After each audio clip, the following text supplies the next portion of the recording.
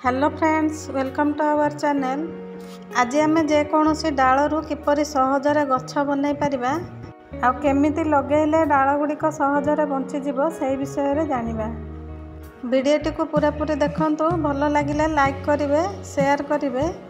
आगो को एपरी वीडियो सब देखिबा पई चैनल टी को सब्सक्राइब करिवे। देखंतु मु फ्री रे जेकोसी डाल पाए आनिकी एई कुंडटी रे मु लगे दिए। 2 मास पर सहजरे चेर आसी जाए। 8 दिन तले मुझे 1 जोड़ा डाल लगे सेगुड़ी आज बाहर करी। मुझे 100 गछ डाल गुड़िक आज बाहर करके बड़ जगार लगेबी। यही 100 गछ डाल गुड़ी को 1.5 मास 2 मास तले लगे। देखो केते सुंदर चेर आसी जाइए। आ किछि मंदार डाल लगे से चेर आसी जाइए। तापर आ गोटे डाल केते सुंदर चेर आसी। देखंतु एटा को मु मंदिर रु आनी फ्री रे। आपण माने जेकोसी मंदिर किंबा पार्क रु एपरि फ्री रे डाल आनिकी लगे पारिबे। एई वर्षा दिन रे डाल गुड़िक सहजरे बंची जाई थाए। आपण माने निज आखपाखरु जदि किछि फ्री रे डाल पाउछंती ताले आनिकी वर्षा दिन रे लगे नियंतु। एई डाल गुड़िक केमिति लगेले डाल गुड़िक सहजरे बंचिबो सेटा मु आगो को वीडियो रे देखैबी। सेथिपाई वीडियोटी को पूरा पूरी देखंतु। जो डाल गुड़िकर चेर आसी जाइए से डाल गुड़िक आम डायरेक्ट बड़ कुंडे न लगे यहीपर छोट छोट जार मानक लगे ना। घरे व्यवहार होता पुराणा डब्बा गुड़िकर आम यहीपर प्लांटर बनई पारिबा। एबे चेर आसी जाइथिबा डाल गुड़िक यही प्लांटर मानक लगे ना। 2-3 मास पर यही गछ गुड़िक टिके बड़ साइज हो गला पर ताको बड़ कुंड को लगे ना।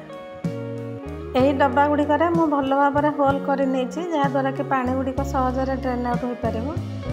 आई जो मट्टी मु लगे गछ ताको मु समान परिमाणर मट्टी बाली आ गोबर खत को मिसाई लगे। आई मट्टी किछि फंगिसाइड पाउडर मिसाई देछि। देखंतु गछ गुड़िक यहीपर लगे सारा पर ता डाल गुड़िक अल्प अल्प काटि नेबा जहाँद्वारा कि ता पाखरु आ सब नुआ डाल आसीबो।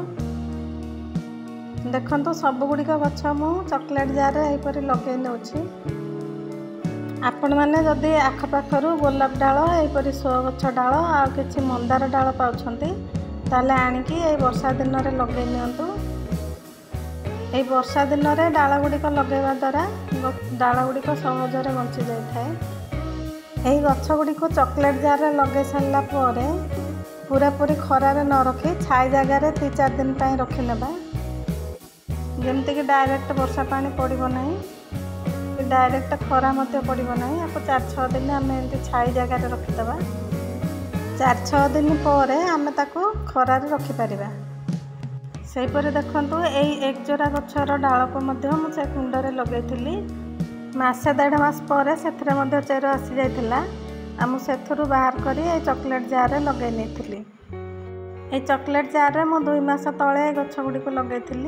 देखंतु केते सुंदर ता देहरे डाल सब आसी जाइए। प्रथम जो डाल आसीथिला मु ता कटिंग कर नेइथिली, तापर ता पाखर सब नुआ नुआ डाल बाहरी आसीछि। एबे ए चॉकलेट जार रे थिबा गछ दुईटी को बड़ कुंड रे लगे नबा। देखंतु मु चॉकलेट जार रु बाहर कर नेछि। एबे मु आको दुईटी माटी कुंड रे लगे नेबी। यही माटी कुंडे लगेवा पूर्वर तार जो होलटी अच्छी ता होल उपर गोटे दीप को ओल्टेकी यहीपर रखिनेबा। तापर किसी सुखिला पत्र को देदेबा। यहीपर सुखिला पत्र देवा द्वारा ड्रेनेज होलटी बंद न होई पानी सहजरे ड्रेन आउट हो पार। किछि दिन गला पर पत्र गुड़िक डिकम्पोज हो आ गछ सेथुरु मध्य किछि न्यूट्रिशन पाई परिबो। ए जो माटी रे मो गछ को लगाउची ताको समान परिमाण रे माटी बाली आ गोबर खत को मिसाई नेछि। आ किछि दिन गला पर एथरे मझिरे मझिरे आमे सोरिष पिडिया पानी करिके दबा जहाँद्वारा कि गछर ग्रोथ भल हो पार। आ किछि दिन गला पर बहुत गुड़िए फूल मध्य फुटिबो।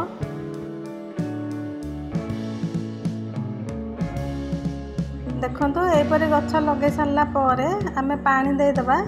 तापर ताको छाई जगह आमे 2 दिन पय रखिदबा। तापर आमे पूरा पूरी खरा रे रखि परिबा। तापर चलतु आम कि डाल लगेबा केमिति डाल लगेले डाल गुड़िक सहजरे बंची पार। जेकोसी डाल को लगेबा पूर्वर एमती पानी रे पकईकी रखिले डाल गुड़िक सहजरे बंची जाए। ମୁଁ ଏ ଡାଳକୁ ଗୋଟେ ଦିନ ପାଣିରେ ପକେଇକି ରଖିଥିଲି।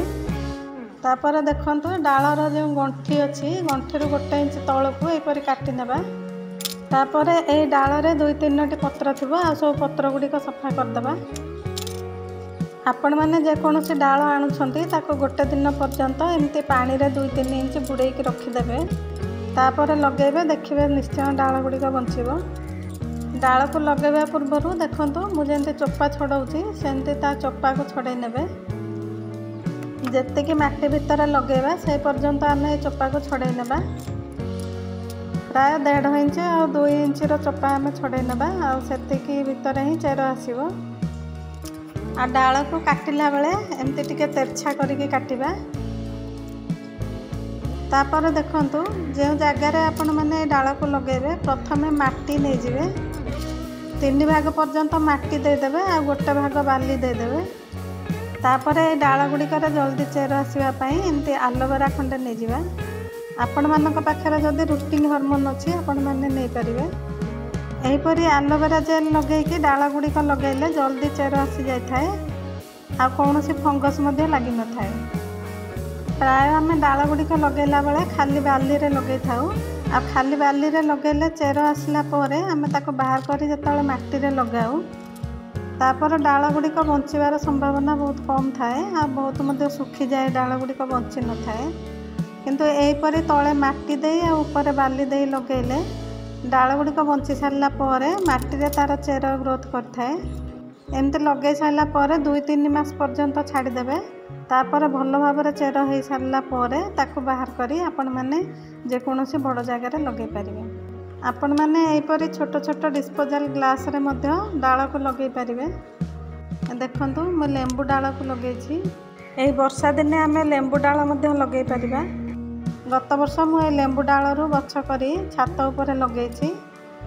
ଆପଣମାନେ এই ବର୍ଷା ଦିନେ ଯେକୌଣସି ଡାଳ ପାଉଛନ୍ତି ଆଣିକି ଏହିପରି ଘରେ ଲଗାନ୍ତୁ, ଆଉ ଫ୍ରିରେ ଗଛ ପାଆନ୍ତୁ। ନର୍ସରୀରେ ଏହି ଗଛ ଗୁଡ଼ିକ ବହୁତ ହାଇ ରେଟ୍ରେ ବିକ୍ରି ହୋଇଥାଏ।